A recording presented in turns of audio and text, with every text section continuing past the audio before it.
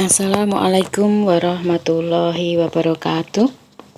Anak-anak, perkenalkan saya Ibu Mulat Suyatmi SPD, Wakil Kepala Sekolah Bidang Kurikulum. Kita bertemu di acara MPLS materi kedua, yaitu kurikulum sekolah. Anak-anak, pertama-tama Ibu ingin mengucapkan selamat bergabung di SMP Negeri 1 Gadak untuk anak-anakku kelas 7 dan selamat naik ke kelas 8 dan 9 untuk anak-anak kelas 9. Anak-anakku, belajar di SD dan SMP mempunyai beberapa perbedaan. Di antaranya adalah jika kita belajar di SD, kita mengenal adanya guru kelas, yaitu satu guru mengajar beberapa mata pelajaran. Sedangkan di SMP, satu mata pelajaran diajar oleh satu guru. Mata pelajaran apa saja yang kita pelajari di SMP? Di antaranya adalah pendidikan agama dan budi pekerti, pendidikan kewarganegaraan atau PKN, bahasa Indonesia, matematika, IPA, IPS, bahasa Inggris, seni budaya, pendidikan jasmani, olahraga dan kesehatan, prakarya, bahasa Jawa, TIK, dan BK.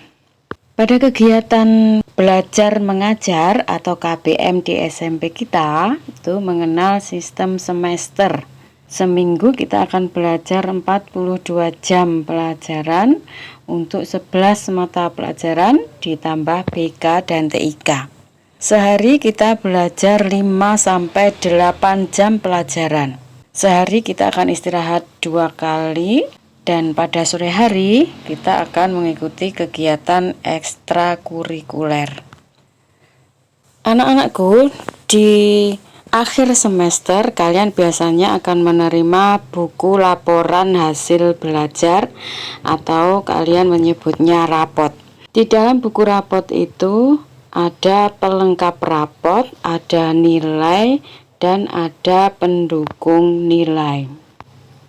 Pada pelengkap rapot, di situ kalian akan menemui identitas sekolah, kemudian identitas kalian, dan ada mutasi. Kemudian pada nilai, ada 3 macam nilai, yaitu nilai sikap. Nilai sikap ada 2, yaitu sikap sosial dan sikap spiritual. Kemudian ada nilai pengetahuan dan nilai keterampilan. Kemudian pada halaman pendukung nilai ada ekstrakurikuler. Jadi di situ tertulis ekstrakurikuler yang kalian ikuti dan nilainya. Kemudian ada prestasi, ada catatan ketidakhadiran, ada catatan wali kelas, tanggapan orang tua, dan yang terakhir adalah keputusan. Untuk penilaian, yang pertama kita akan bahas penilaian sikap. Ada beberapa macam cara untuk mengambil nilai sikap, yaitu menggunakan jurnal, observasi, dan penilaian antar teman, serta penilaian diri sendiri. Guru kalian biasanya akan menggunakan jurnal untuk mencatat perubahan sikap kalian, kemudian akan disimpulkan pada akhir semester. Selain nilai sikap, juga ada penilaian pengetahuan, yaitu ada beberapa macam, misalnya penugasan, kemudian penilaian harian atau biasa kalian menyebutnya ulangan, kemudian penilaian tengah semester, penilaian akhir semester, dan pada saat kenaikan kelas ada penilaian akhir tahun. Penilaian keterampilan kita mengenal 4 macam, yaitu praktek, produk, proyek, dan portofolio. Mohon perhatikan juga ada penilaian penting, yaitu AKM, yang diselenggarakan di akhir semester 4. Dan yang kedua adalah ujian sekolah, diselenggarakan pada akhir semester 6. Anak-anak, kalian perlu memperhatikan kriteria ketuntasan minimal atau KKM. Kita mengenal KKM yang multi KKM. Jadi anak-anak perhatikan ada beberapa mata pelajaran yang KKM-nya berbeda dengan mapel yang lain. Misalnya kalau di sekolah kita semua mapel itu 75 KKM-nya kecuali bahasa Indonesia mengambil KKM 80. Jadi minimal kalian tuntas belajar jika nilai kalian sama atau lebih dari KKM. Jika nilai kalian kurang dari KKM, maka kalian harus minta remedi kepada guru kalian.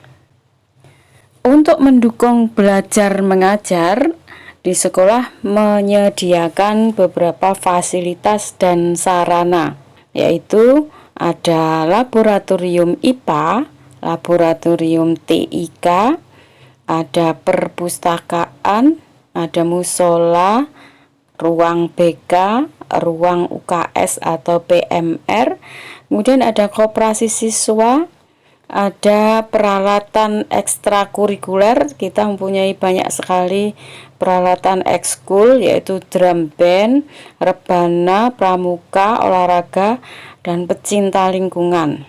Kemudian ada lapangan olahraga, ada kantin, ada kamar mandi, aula, tempat parkir, dan beberapa pojok baca.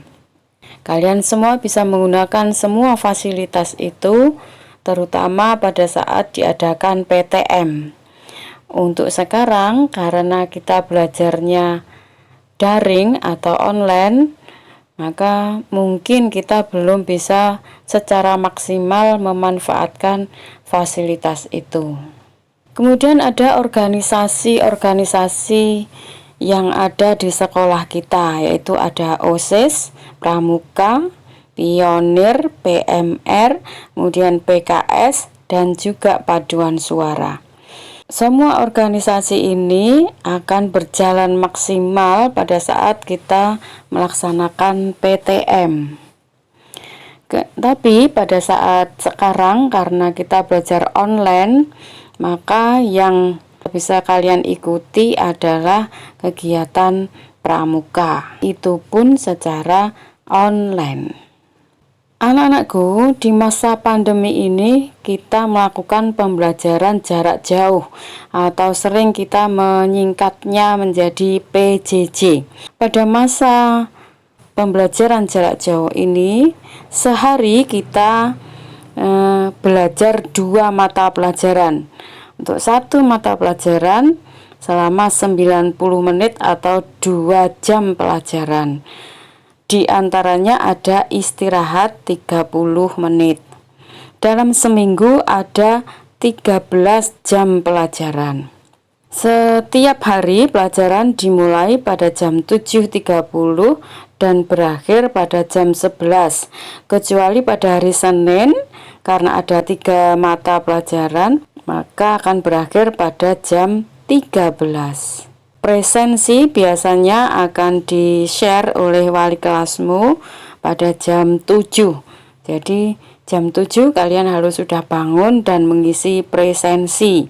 Kemudian menunggu jam pelajaran yaitu jam 7.30. Anak-anakku, PJJ kita menggunakan aplikasi Google Classroom dan WA Group. Jadi pastikan setelah masa MPLS ini selesai, anak-anak harus join Google Classroom dan WA Group mata pelajaran supaya kalian bisa mengikuti KBM. Setiap kelas akan ada presensi kehadiran. Jadi ada presensi kehadiran yang di-share oleh wali kelas, itu wajib. Kemudian ada juga presensi yang di-share oleh guru mata pelajaran, tentu saja di Google Classroom. Kemudian anak-anak ya, maksimal pada hari Kamis nanti karena KBM sudah dimulai, kalian harus sudah masuk ke Google Classroom semua mata pelajaran. Kalau belum, kalian harus menanyakan kepada wali kelas atau kepada guru mata pelajaran. Pastikan setiap hari kalian mengerjakan tugas atau penilaian harian yang selalu diselenggarakan di akhir KPM. Ya, jadi di akhir pelajaran itu guru akan selalu memberikan tugas. Anak-anak harus segera mengerjakan dan harus segera dikirim tugasnya. Anak-anakku, tolong perhatikan peraturan akademik sekolah kita. Kehadiran peserta didik harus 90% minimal, ya. Kemudian di dalam peraturan akademik juga diatur tentang PH, PTS, PAS maupun PAT. Kemudian di situ juga diatur tentang bagaimana penilaian sikap, penilaian pengetahuan maupun penilaian keterampilan. Diatur juga tentang ujian sekolah. Nih, dan yang perlu kalian perhatikan adalah ini nomor 5. Ketentuan kenaikan kelas. Siswa dinyatakan naik kelas apabila memiliki kehadiran minimal 90% pada 1 semester akhir. Kemudian kalian harus menyelesaikan seluruh program pembelajaran pada semester gasal dan semester genap di kelas yang kalian ikuti. Jadi kalau kelas 7 ya harus semester 1 dan 2 diikuti semua. Kemudian kelas 8 juga seperti itu, ya. Supaya kalian bisa naik kelas. Kemudian telah mencapai KKM. Jadi nilai kalian harus sama atau lebih dari KKM yang ditentukan. Kemudian memiliki nilai di bawah KKM maksimal hanya 2 mata pelajaran. Memiliki nilai minimal baik untuk penilaian sikap. Jadi penilaian sikap itu ada baik, sangat baik, kemudian ada kurang. Jadi kalian tidak boleh kurang, ya, minimal harus baik.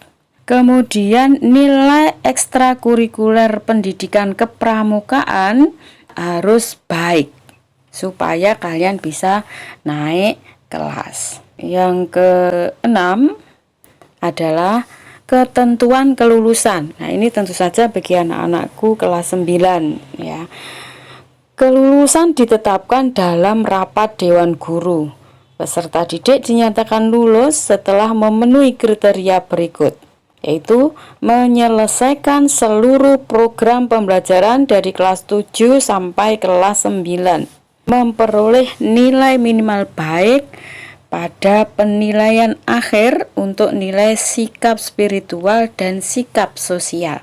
Kemudian lulus ujian sekolah. Jadi nanti pada ujian sekolah nilai kalian harus minimal KKM atau lebih.